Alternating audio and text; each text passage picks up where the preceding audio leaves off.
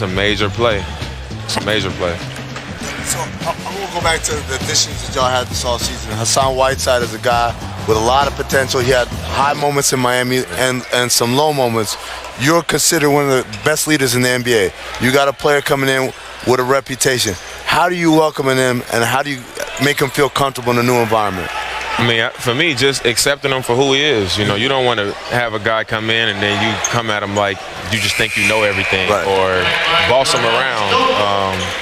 Me and him, we've already talked, and I told him, I was like, I understand you're going to get mad sometimes. You might not get the ball when you were supposed to. Coach might piss you off. You know, stuff happens. And I was like, regardless if you mad, if I'm upset or whatever, we got to be able to communicate in the midst of that fire or whatever that frustration is, and we'll be better off because of it. But I'm from Oakland, man. I know real crazy people. Like, I've grown up I just know how to like to adapt Absolutely. And deal with different types of personalities. Yeah. So it's like I'm crazy. I'm not crazy, but I'm crazy. It ain't gonna run me off if you like snap on me and all that. I'm gonna be like, all right, well, let's talk like men. And I think it's just respectable. I'm gonna respect you and you respect me, and we can figure it out from there. We're talking about your history with Portland too. There were rumors at one point, hey, Damian Lillard might ask for a trade, might want to go to LA. Yeah. In the end, you decided this is the team I want to be with. You've talked about your dedication to the city of Portland a bunch of times. The fact that Anthony Davis did ask for a trade and wanted to go to the Lakers. The fact that Paul George did ask for a trade and wanted to go team up with Kawhi. Yeah. What do you think when you see all of that happening?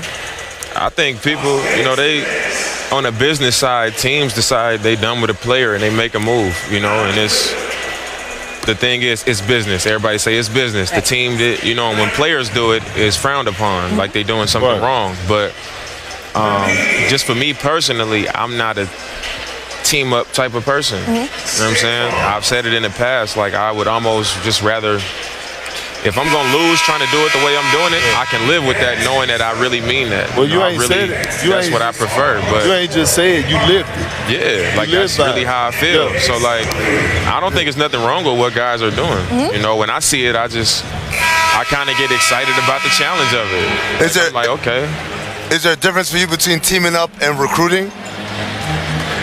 I think when you talk about teaming up, it's like teams like guys plotting on coming to one place. Like, all right, let's all go here and let's do this. But like, if you just adding a piece to your team, like AD going to the Lakers, you add in one of the best players in the game. But if it's like, all right, let's get AD and let's get this dude, and then four of y'all end up on the same team, then that's when I'm looking at like, see, I could never do that. You know what I'm saying? Is recruiting becoming a bigger part of the NBA? Do you CJ start talking about, okay, we got to go after this guy next summer, we got to work on him through the year, that kind of thing?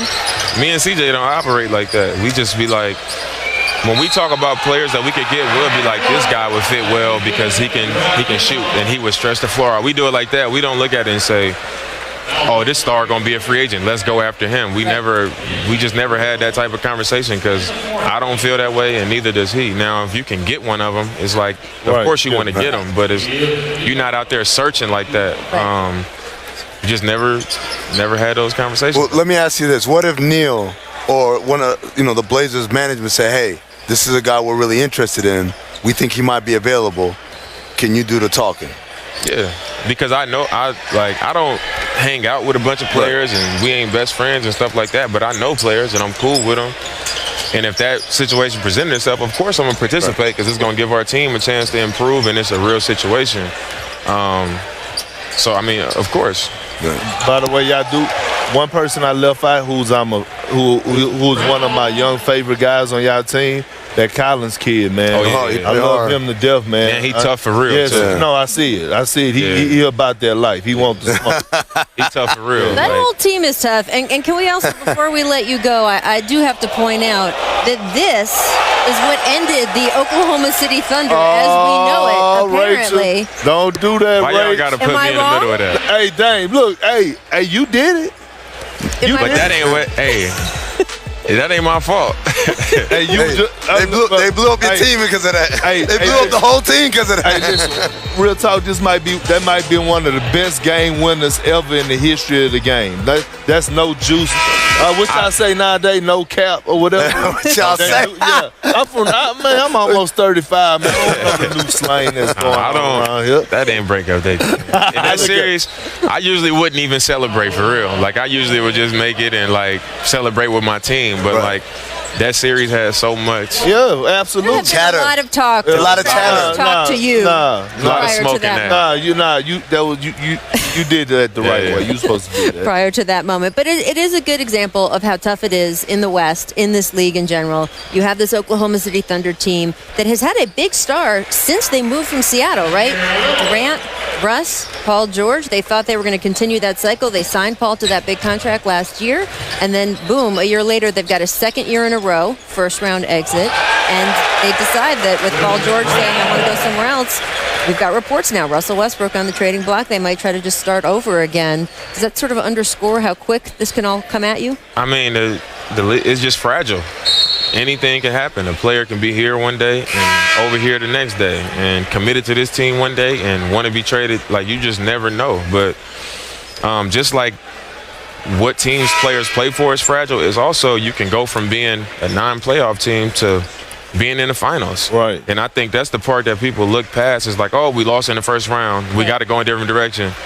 This coach, he got out-coached in the conference finals. He got to get fired. Like, sometimes when you stick it out, it's like it pay off for you that way. But I think teams and players so quick to just jump here and jump to conclusions and all that they not staying true to, like, sometimes you got to take your lumps. Yeah. You got to wait your time, and then your time going to come when you least expect it. Like, that's what I believe. So when we lose. Says a man who lived it. Yeah. Absolutely. Dame, thank you so much for coming on with Dame us. Let's lift you from the dollars court. with an S. Go back and watch your team, the Blazers. Multiple dollars. Hey, just let me owe $2,500. I was going to say, he's not Dame Dollar anymore. He's Dame $200 million. It might be $400. They put your business on these streets. Hold on. Stop counting my pockets. Stay out my pockets. Whatever. I'll take some free gear, man. Clippers. 4-year, $142 million deal to come and join the Clippers, and he's not coming alone. The Clippers also were making a trade to acquire Paul George from Oklahoma City, trading a boatload of draft picks along with Shai Gilgeous-Alexander and Danilo Gallinari. We're live here in Los Angeles as all this is breaking. What a day. What a day it was, especially in a night with the earthquake and all that. Right. And then Kawhi Leonard makes his decision, and he knows where he is going to be playing basketball, right here in Los Angeles. But with the Clippers, joining us now is our Ramona Shelburne. And the Lakers are not fans of the Oklahoma City Thunder right now, Ramona Shelburne, because the Thunder helped make this happen, helped bring Kawhi to the Clippers because he was able to bring Paul George with him in this blockbuster deal. How did this happen? How did OKC make this happen for Kawhi Leonard and the Clippers organization?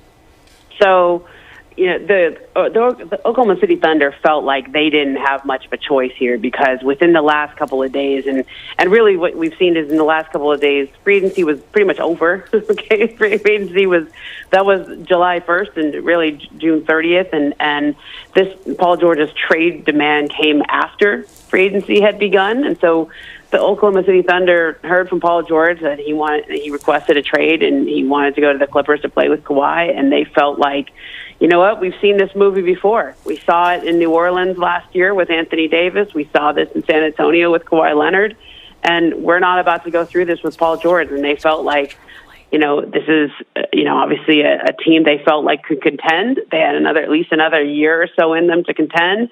But if you were going to have an unhappy star there, they had to get what they could for him, and they got a fairly historic haul for Paul George here. But in some ways, the Thunder's perspective on it, they weren't really trading just Paul George. They were getting a haul for Kawhi Leonard too, because I'm not sure Kawhi Leonard goes to the Clippers without Paul George. We may be having a different conversation if they don't make this trade. Yeah, I asked that question, Ronan. It's a good point. I asked that question to Woj earlier in SportsCenter, and he said he doubted that would happen, that he would have picked the Clippers if Paul George did not come with him. So that was interesting. So now as we look at the Clippers and we look at the Lakers situation, we found out the Lakers agreeing to a deal with Danny Green, a 2-year deal. When you look at the Lakers and where they stand, what is your takeaway for them? Now what? Well, they were starting to get, a sense that this wasn't going their way the last day or so with Kawhi Leonard, because the information, they kind of felt like this kept getting pushed back and pushed back.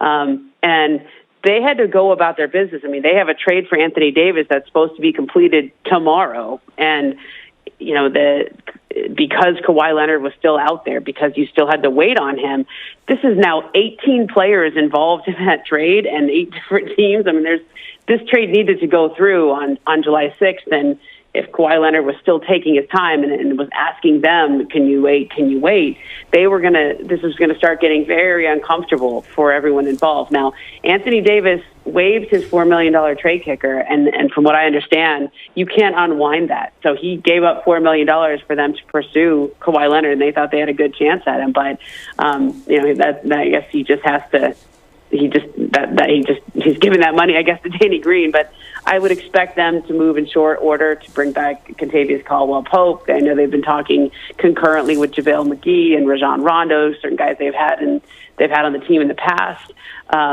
This was obviously not Plan A. Plan A was to get the 3 stars, but they still feel really good about Anthony Davis joining their team once that trade goes through tomorrow. This we know, the rivalry, Clippers-Lakers, better than ever. Ramona Shelburne, thank you so much.